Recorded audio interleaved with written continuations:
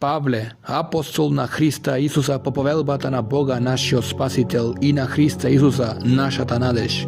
До Тимотеј, вистинското чедо во верата, благодат, милост и мир од Бог Таткото и Христа Исуса нашиот Господ. Како што те молев кога одев во Македонија да останеш во Ефес, за да им заповедаш на некои да не поучуваат поинаку и да не обрнуваат внимание на митови и бескрајни родословија, кои повеќе ги потекнуваат препирањата отколку подкрепата на Божјата управа која е по верата. А целта на наредбата е љубов од чисто срце и добра совест и нелицемерна вера, од што некои откако не ја постигнаа целта застранија во празни зборови, сакајќи да бидат учители на законот, иако не го разбираат ни она што го зборуваат, ни она што го тврдат упорно.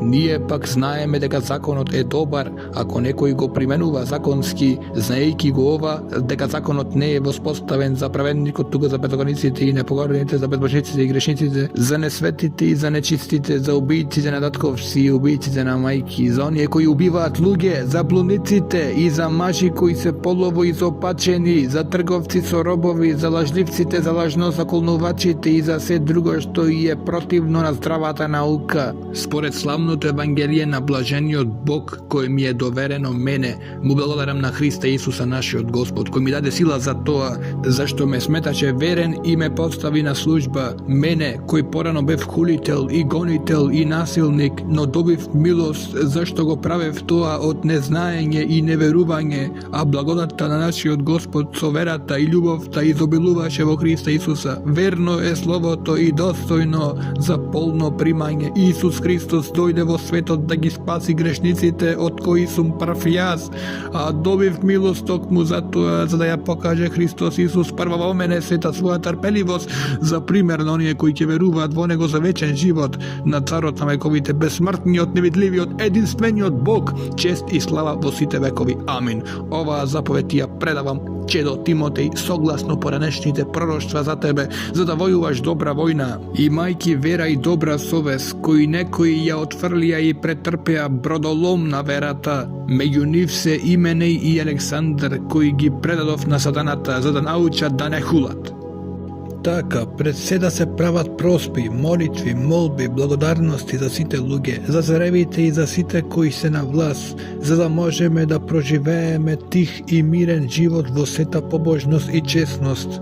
Ова е добро и угодно пред Бога нашиот Спасител, кој сака сите луѓе да се спасат и да дојдат до познавање на вистината, зашто Бог е еден и еден е посредникот меѓу Бога и луѓето, човекот Христос Исус, кој се даде себе си како откуп за сите, за сведоштво во вистинско време, за кое јас бев поставен за проповедник и апостол. Вистина велам, не лажам, за учител на народите во верата и вистината. И така сакам мажите да се молат на секое место, подигајќи ги своите раце без гнев и препирка. Исто така и жените да се украсуваат во пристојна облека, скромно и предпазливо, не со плетенки и злато, или со бисери, или со скапоцени облеки, туку со добри дела, како што им прилега на жените кои исповедуваат дека се побожни. Жената да се учи во тишина и во секаква покорност, а на жената не и дозволувам да поучува, ниту да господари над мажот, туку да биде мирна. Зашто прво беше создаден Адам, потоа Ева, и Адам не беше измамен, туку жената беше измамена и падна во престап, но таа ќе биде сочувана со раѓање на деца, ако останат во верата и љубовта и во светоста со умереност.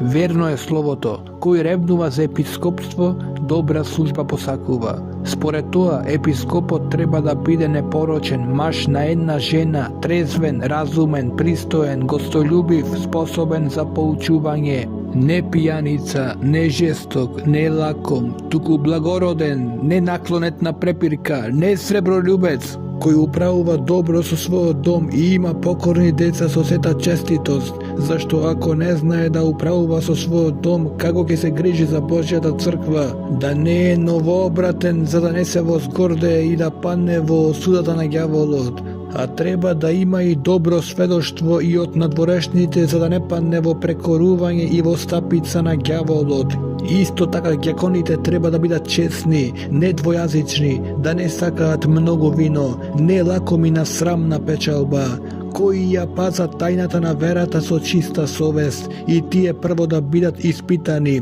и после да ја вршат службата ако се непорочни. Исто така жените нивни треба да бидат честни, да не клеветат, трезвени и верни во се.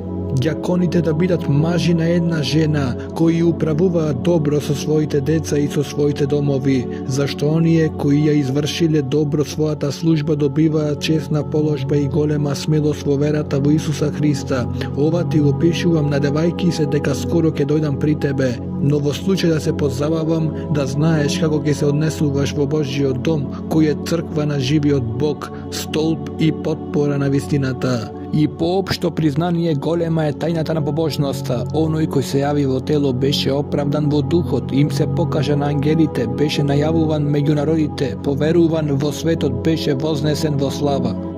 А духот јасно вели дека во подоцнежните времиња некои ќе отстапат од верата и ќе слушаат измамливи духови и ѓаволски учења, преку лицемерството на лажливците кои се жигосани во својата совест, кои забрануваат стапување во брак и бараат воздржување од јадењата, што Бог ги создаде за да ги земаат со благодарност верните кои ја познаваат вистината, зашто секое Божјо создание е добро и ништо не треба да биде отфрлено ако се прима со благодарност, зашто се осветува преку Божјото Слово и молитвата. Ако ги советуваш во ова браќата, ќе бидеш добар служител на Христа Исуса, кој се храни со зборовите на верата и на добрата наука што ја следиш.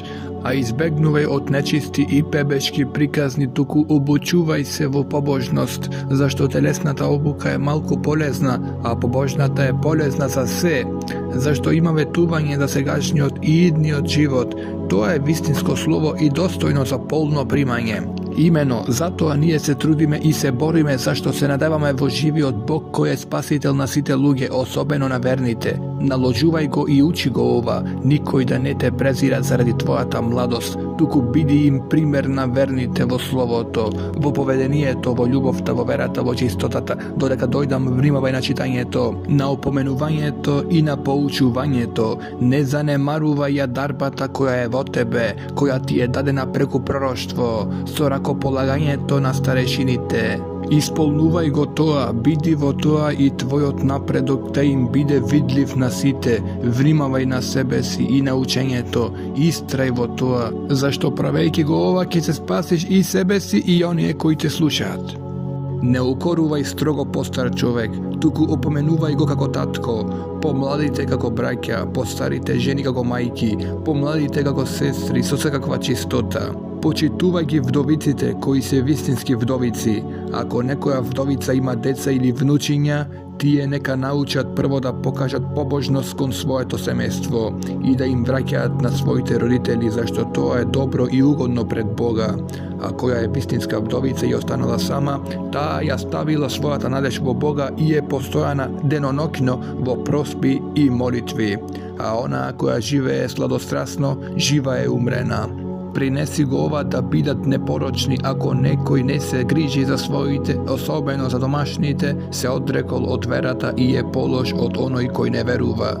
Во вдовичкиот список да се запишува таква вдовица која не е помлада од 60 години, која била жена на еден маж, која има сведоштво за добри дела ако ги огледала децата, ако била гостољубива, ако им ги миела ноците на светите, ако им помагала на страдалниците, и ако одела по секое добро дело. А помлади вдовици не примај, зашто кога ќе ги привлече насладата, спротивна на Христа, сакаат да се мажат, со што навлекуваат врз себе осуда, зашто отстапиле од првото убедување, а освен тоа, бидејќи се без работа, свикнуваат да одат по куќите, и не само без работа, туку се изборлести и љубопитни, изборуваат што не треба. И така, сака младите вдовици да се мажат, да раѓаат деца, да водат домакинство, за да не му даваат на противникот никаков повод за хулење. Имено, некои веќе застраниле и тргнале по сатаната. Ако некој верен или верна има вдовици, нека ги помага и нека не биде оптеретувана црквата за да може да им помага на оние кои се вистински вдовици. На старешините кои управуваат добро треба да им се укаже двојна чест, особено на оние кои се трудат во словото и поучуваат, зашто писмото вели: не заврзувај му е устата на волот што врши и работникот ја заслужува својата плата. Не примај обвинение против старешина освен по изјава на двајца или тројца сведоци. Оние кои грешат изобличи ги пред сите, за да имаат и другите страв. И те заколнувам пред Бога и пред Христа Исуса и пред избраните ангели да го пазиш ова без предрасуди и да не правиш ништо по пристрасност. Не полагај раце пребрзо на никого, не учествувај во туги гревови, пази се чист себе си. Не пи веќе само вода, туку земај помалку вино заради твојот желудник и честите боледувања. Гревовите на некои луѓе се видливи и одат на суд пред нив, а некои одат по нив. Исто така и добрите дела се видливи, а и кои не се, не може да се скријат. Робовите кои се подјармени да ги сметаат своите господари достојни за секаква почест, за да не се хули Божјото име и науката, а оние кои имаат верни господари да не ги презираат затоа што се браќа, туку да им служат подобро, зашто оние кои се ползуваат од нивните услуги се верни и возлюбени браќа. Така поучувај и проповедај. Ако некој поучува инаку и не ги следи здравите зборови на нашиот Господ Исус Христос и на науката на побожноста, тој е надуен и не знае ништо, туку боледува од желба за распрашувања и препирки од кои произлегуваат зависта, расправиите, хулењата, лукавите сомневања, празни препирки меѓу луѓето со изопачен ум и лишени од вистината, кои мислат дека побожноста е средство за печалба. Побожноста и е голема печалба кога е здружена со чувство на задоволство, зашто ништо не донесовме на овој свет, ниту можеме да однесеме нешто, а кога имаме храна и облека, да бидеме задоволни за тоа. А оние кои сакаат да се богатат паѓаат во искушение, во стапица и во многу неразумни и штетни желби, што ги туркаат луѓето во пропас и погибел, зашто сребролюбието е корен на секакви зла. Некои му се предадоа, се отстранија од верата и се прободија себе си со многу болки, а ти, Божји човеку, бегај од се тоа и стреми се кон праведност, побожност, вера, љубов, трпеливост, кротост, бори се во добрата борба на верата, зграби го вечниот живот за кој си повикан и за кого си дал добра исповед пред многу сведоци.